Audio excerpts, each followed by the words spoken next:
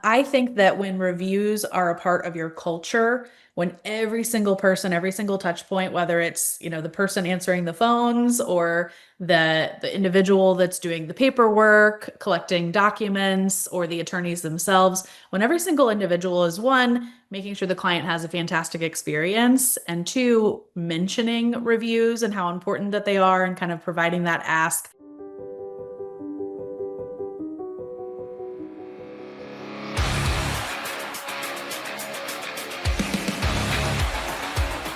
Sharp Strategies, Sweet Success.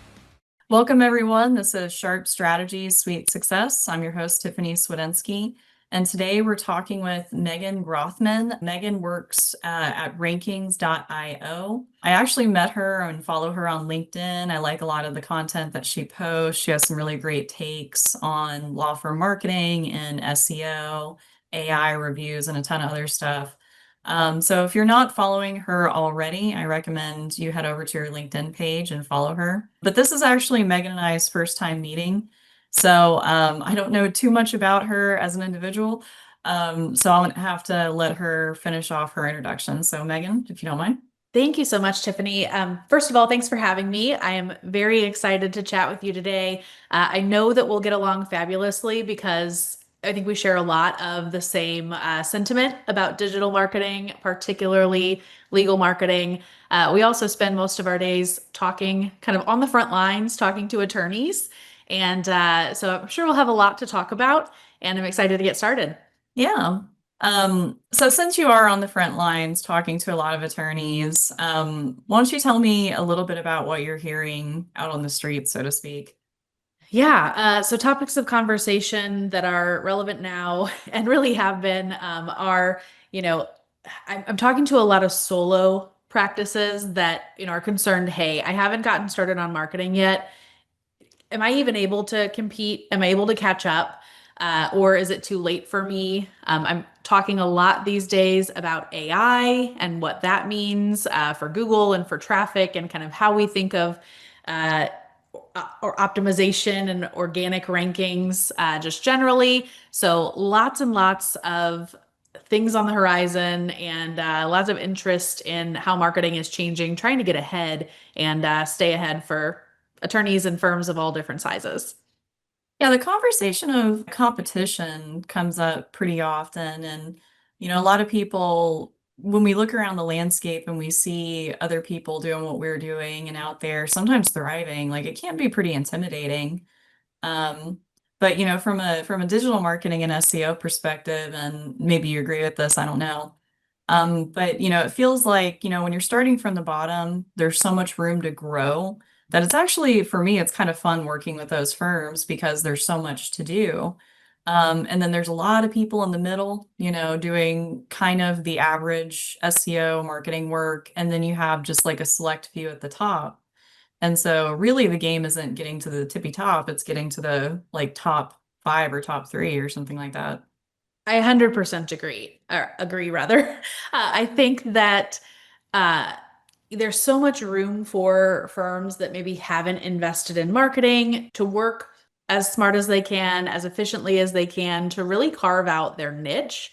I hope that AI search helps level the playing field as well.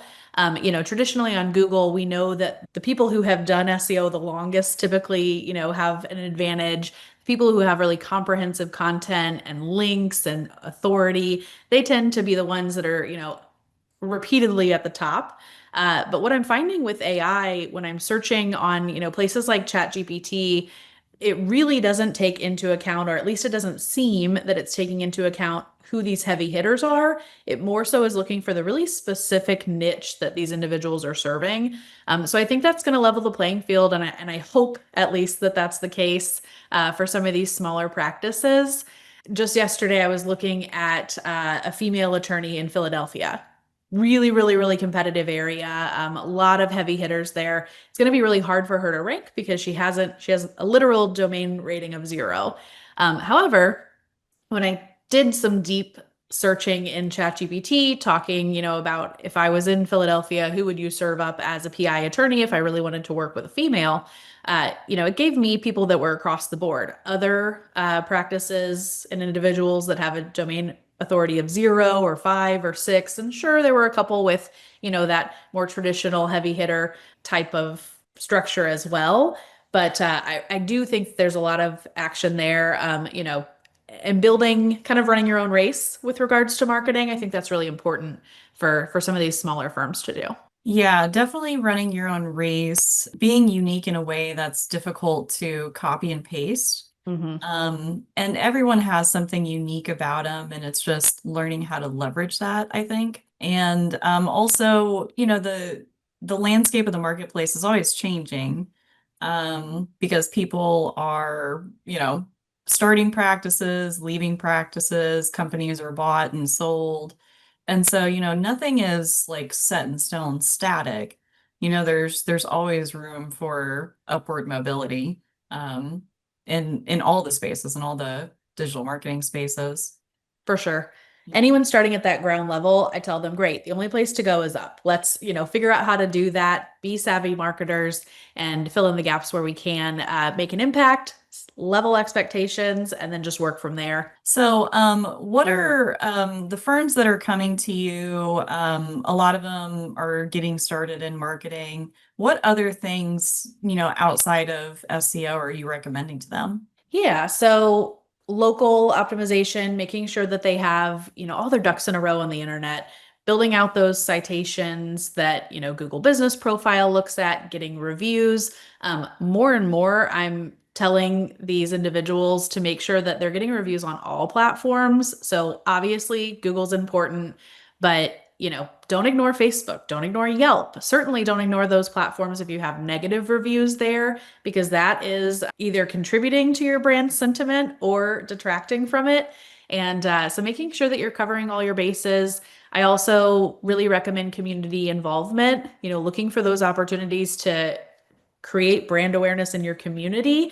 Typically, that'll have a direct impact on how much brand traffic and searches that you're getting, which can either directly or indirectly affect how well, you're being found online and how visible your firm is. I was reading what you posted on LinkedIn about reviews this morning, and I really like the point that you made that you can have a lot of the review infrastructure like set up, but still not get very many reviews, and that's because it's missing the human element. Like, how do you see firms that get a lot of reviews? Like, how do you see them getting the most reviews, or how are they getting the most reviews, I guess?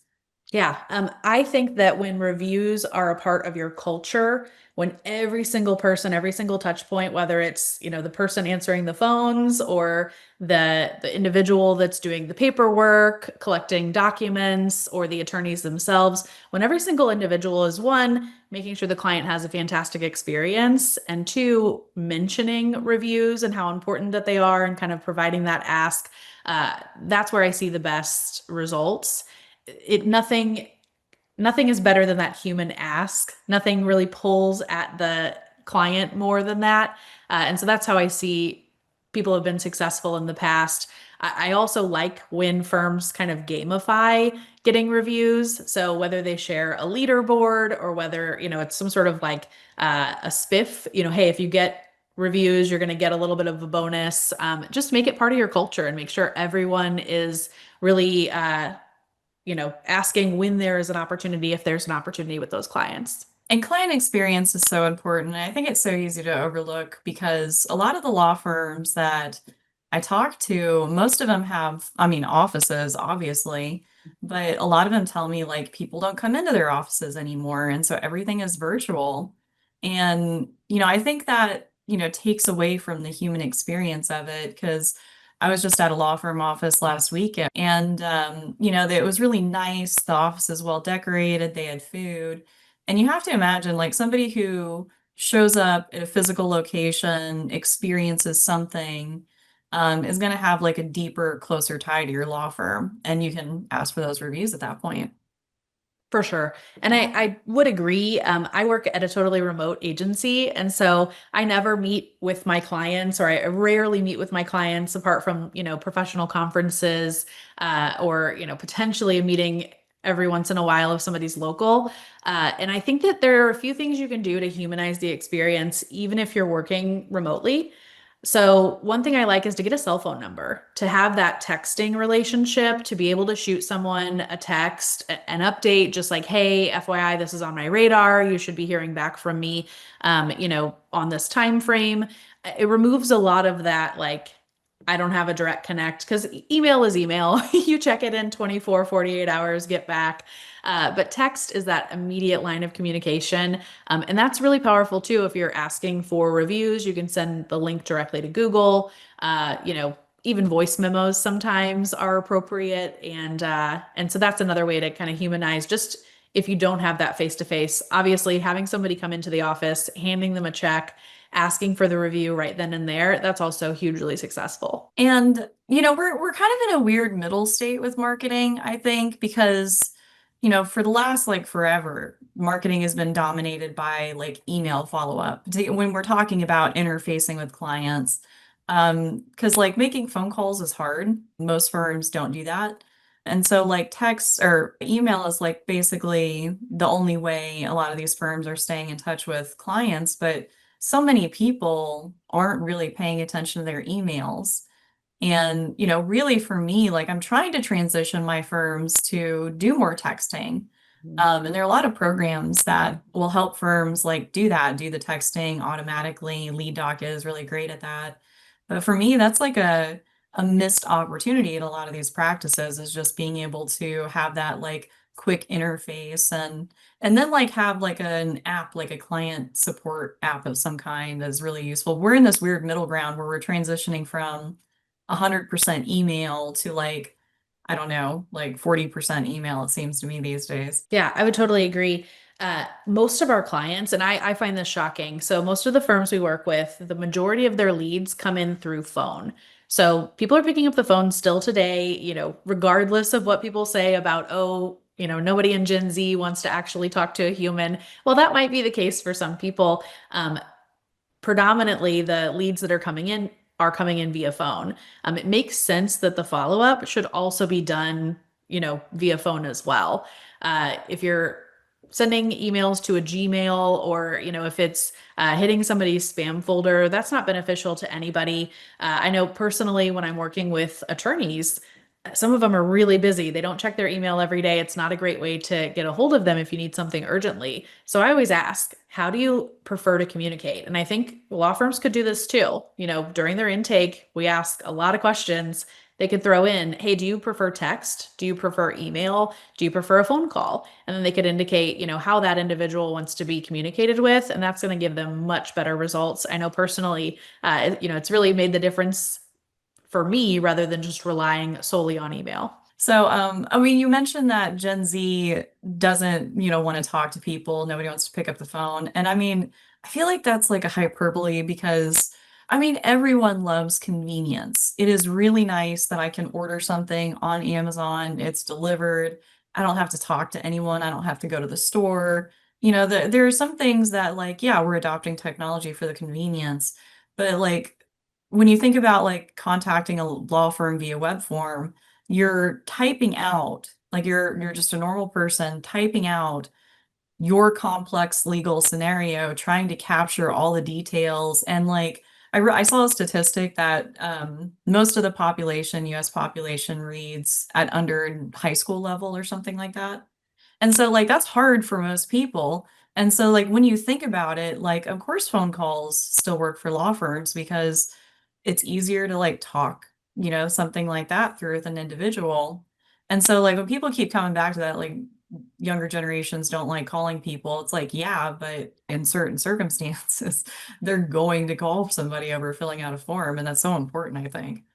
For sure. I think a lot of people, any age bracket, want that immediate gratification, that immediate, I want to be able to call someone, immediately have my questions answered. And we also know that people are shopping. So even when they're looking for an attorney, they're, hitting the reviews, seeing who's coming up, deciding to make a call. And then if they don't get a hold of you immediately, they're going to go to the next person on the list to get their needs met. So, picking up the phone, having those conversations, not saying, oh, I'll take a message and get back to you later, because we all are conditioned for this immediate gratification, and especially when something as important as, an injury or a car accident happens, it's crucial that you're on the other end of that phone call answering the client's questions. And you just touched on something that's an important like SEO, I guess ranking factor almost, but this pogo sticking, where somebody visits your website or calls you from Google Business, and then they return to their search and then call the next person on the list or visit the next website. Like Google can see that behavior and it sees it as an indicator that your customer service experience is maybe poor or you didn't satisfy their need. And so it actually affects, if I'm not mistaken, like your actual ranking. I would 100% agree. There's so much to be said for making sure that you're maximizing the opportunity, especially if you've spent the time and the effort to rank in those positions. Those leads should be treated as gold. The entire customer experience should be tip top. And even if you can't maybe serve that user, making sure that you give them really great information, making sure that you point them in, the right direction, or they're just going to go back to Google, seek the information again, uh, you know, and bounce around. That's certainly not going to support your efforts, and it could potentially, like you said, affect your ranking factors. I think there's a lot to be said for engagement. There's a lot of SEO theories that I've heard and testing that people have done about clicking through to the Google business profile. And obviously, we know Google tracks the traffic through your brick and mortar locations when you have these profiles, because everyone carries that little smartphone in their pocket, usually with the location settings on. So, hugely critical to make sure that those people are having a good experience and that Google can track that. Yeah, I'll tell you a story. And I don't know this law firm personally, if anyone's trying to figure out who it is. But I did see the marketing strategy, and what they were trying to do is they posted a job listing, and in the Indeed or wherever, what platform, they put instructions to say like you have to apply by going to Google Maps, searching for a name, clicking through to our website. And I guess they were trying to use this as a strategy to artificially increase, click-throughs to their website. And I don't know if Google will catch on to that. They probably will, but it just kind of cracks me up that that's the links that some firms are going to game the system versus providing a good customer service experience, hiring somebody who can do more intakes or handle extra sales. Right. Yeah.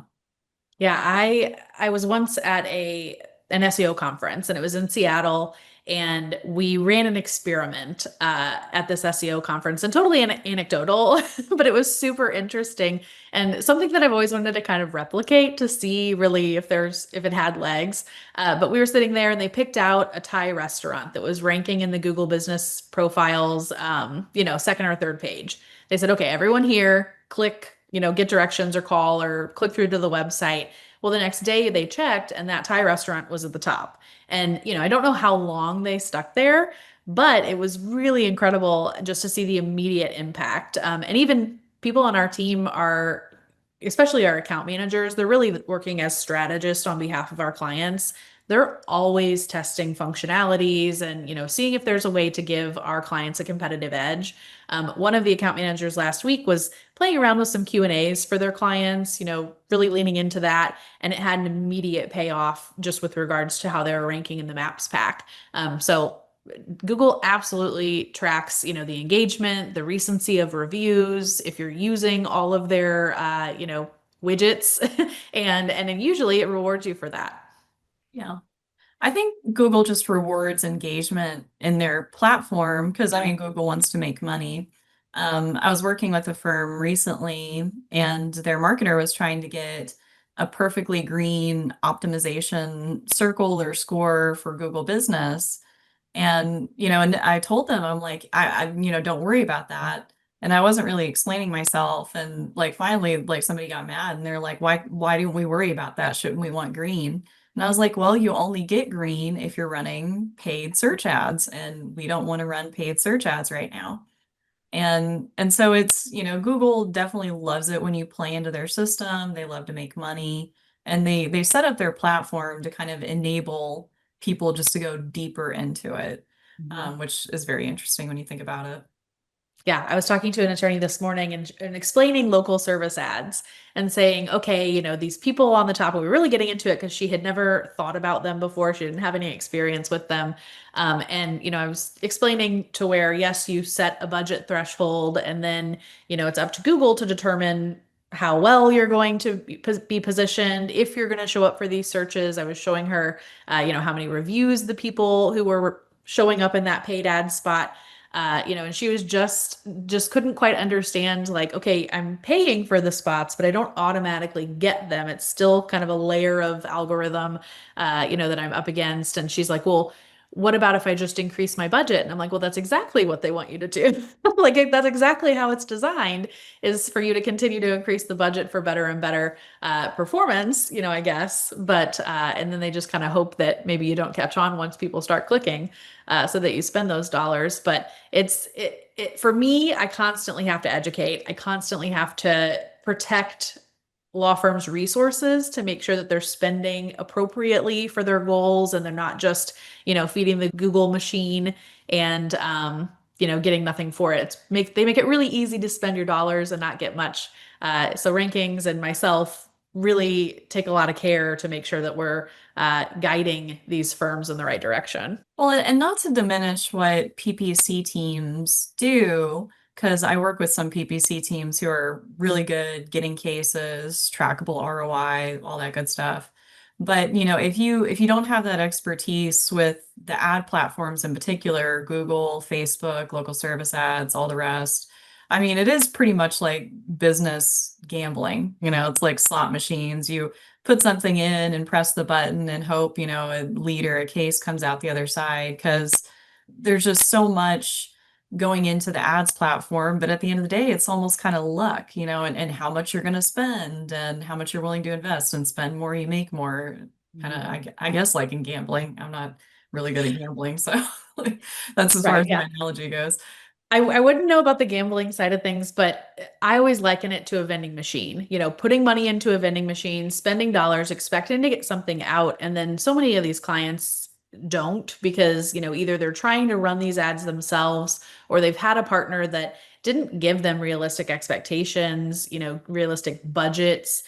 Big thing for me is, I talk to law firms that, okay, I have $5,000 to spend and I'm in a large major metro that's really competitive, and my competitors are spending $250,000 a month, or even $1 million a month on these pay-per-click terms, and 5,000 is just never going to give you the types of results unless you're really looking at some sort of a niche keyword, or if you're okay with kind of taking just what's left. Google will spend your money for sure, but it's just really hard to get qualified cases if you're in those large metros. So oftentimes I have to be the bearer of bad news and say, in this area, you have to spend this amount or you're not going to get good results. If we want to go target somewhere else that's less competitive, sure, we can, potentially work with you in that way. Usually when I'm putting together these forecasts and working with our paid ads teams, they're giving me a good, better, best. They're really trying to manage expectations on what that looks like. And then oftentimes in large metros where we've got these really dominant competitors, they're buying for those top placements. Sometimes it's a no. Sometimes it's just, hey, allocate this budget elsewhere because paid ads is not the move. Unless you can spend 20K, 30K, 40K up. Yeah, that I don't know why 5,000 is the number that It comes to always mind. is. It is, it truly is. And if somebody comes to me and it's like, I have $5,000, I want to use it as efficiently as possible. What can you do for me in Google Ads? Like, I'm going to tell them the same thing you're probably going to tell them. It's like, take that $5,000, donate it to a local school, make a big deal about it, press release, social media post, videos. That'll get you some earned media, backlinks. That'll get you probably referrals. Like, in my experience, the community marketing, we immediately see more, former client referrals, more attorney, referrals, and all that good stuff. So it's like, take that huge chunk of money and like do some good with it, earn some, marketing clout with it instead of trying to make the most of it on PPC. Like you don't have to do PPC. It's great, but you don't have to do it. Yeah, 100%. And even social, sometimes I look to social for that more efficient spend, but we have to again manage the expectations. The social is more, in my opinion, a brand play, rather than that, people are going to be ready to convert right now. That certainly can happen. We've gotten a lot of leads via Instagram Messenger, which I never thought could happen, but it does. But yeah, having those community events, building your the local support and local community, and building awareness around your brand that way is crucial. I see a lot of firms that, maybe have ignored their digital presence, but they do really, really well amongst the community and branding themselves. And they've got the signage and they get the links for that local engagement. They have awareness from, whether it's the church community or local organizations that they support. And, that's enough to get them a healthy enough lead flow, and then they can kind of stair step on the digital side of things once they're able to reinvest some of those cases. I think in general, business owners overlook the small communities that already support them, like church groups or mastermind groups, friends and family. I was telling, some marketers, last week that, your friends and family, your employees and the people who know you, that's your first, those are your first followers, and you got to take care of them. Because when you take care of the people who are taking care of you now, that group only grows and expands. And so, yeah, with digital marketing, like with social media in particular, sometimes business owners don't want to post because they don't have too many people following them. But the people who are following them are like dedicated, loving fans for all intents and purposes. And so, yeah, I mean, you mentioned earlier in the podcast, I forget exactly what we were talking about, but like the internet has moved from like one broad audience to like these small niche groups. And, going after everyone in Google ads, probably not going to get you a whole lot, and the cases probably aren't going to be super great. But, going after the right core audience for you is probably going to pay off immediately. And, I just think that's an important lesson currently in marketing. Yeah, I totally agree. My sincere hope is that we're able to be impactful, and probably even more impactful than we are today, because of AI and the fact that everyone's results are going to be really highly curated specifically for them. We're kind of moving into hyper optimization, hyper awareness of what the person's looking for. And, we're going to be able to serve up such unique results. And I think, and what I hear from Google, of course, they're saying, yeah, your traffic might go down, but the engagement's going to go up, and the quality of your traffic and leads is going to go up. And I hope that's true. I certainly think that it is, just based on the anecdotal evidence that I have from people getting leads out of ChatGPT. Sometimes content that was done 5 years ago that is really specific and niche about certain case types, that's resurfacing in these AI results. And it's becoming a solid source of really high quality leads, because these people can see exactly how you fit and why. And oftentimes, you're getting the 10 links from Google whenever you search, and however, whatever metadata that's kind of baked in, or descriptions that are baked into those. But ChatGPT is going so much deeper, and they're saying, here's who I selected and here's why I selected them. Here's a link to the site, to source the information. And then what I love about ChatGPT is it invites you to go deeper. So it says, would you also like me to, get more information? Or do you want me to, pull in reviews about this business? Like, there's always a prompt to continue to go deeper, which I think is really cool too. My only concern is that somehow SEOs are going to ruin it. And so we'll see how that works long term. But for now, I think it's great. And it really is opening up a lot of opportunity, I think, for more less established firms.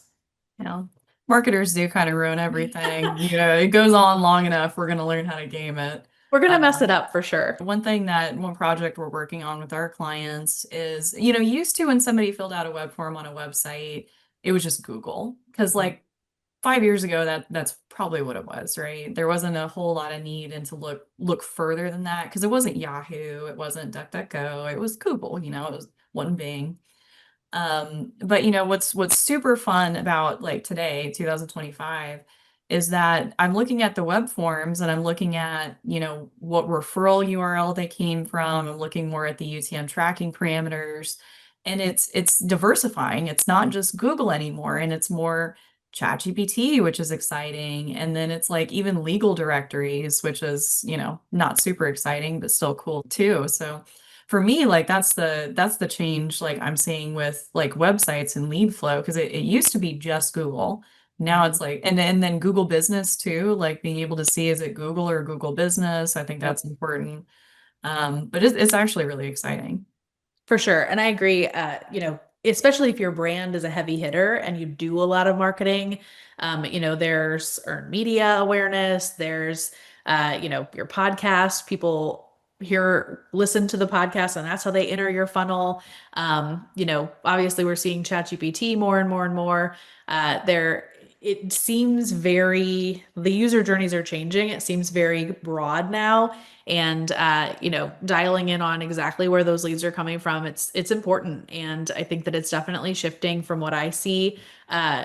One thing that rankings has done recently to help support our clients, because the landscape is changing, is we actually have attribution specialists that make sure that we can nail down where this traffic is coming from, what lead sources specifically are. We always encourage our clients, of course, to ask how did you hear about us question. Obviously, that's an important during intake, to gain any information. But on the back end, we want to have a really clear, path to where, okay, the user hit this and then they came here and then they actually converted. And we know that's so important for our clients too, as they're allocating marketing budgets and resources and time, to things like podcasts and other marketing efforts. So that's huge. I think it's going to be more important, and we've already seen, and positioned ourselves to really focus on that. I did have a question. I'm not sure how much you use it personally, but like, how are you using ChatGPT and like work professionally? And like, what are the use cases that you're seeing come out for like legal marketing? Yeah, so where I've used it and it's been hugely helpful is, as really a co-pilot to all of the conversations that I'm having. I may have 3 to 5 calls every single day with law firms talking to attorneys about their goals. Every single call transcript goes into my chat GPT. I sort it by the specific firm name. And then if I have questions or my team has questions down the road, I don't have to immediately recall that information. I can go into ChatGPT and say, what were the 5 locations that they wanted to prioritize? What was their sentiment on pay-per-click ads? And it's been a huge help to just making sure to have all the information at a finger's reach. And then obviously our team is using ChatGPT too, in all of their roles. I mean, things that used to take a long time, content gap analysis and researching blog topics, are now done really, really quickly. And that's just paying off. I mean, it's when you have humans and ChatGPT working together, I think some really, really cool stuff can be done. And I know that it works really well.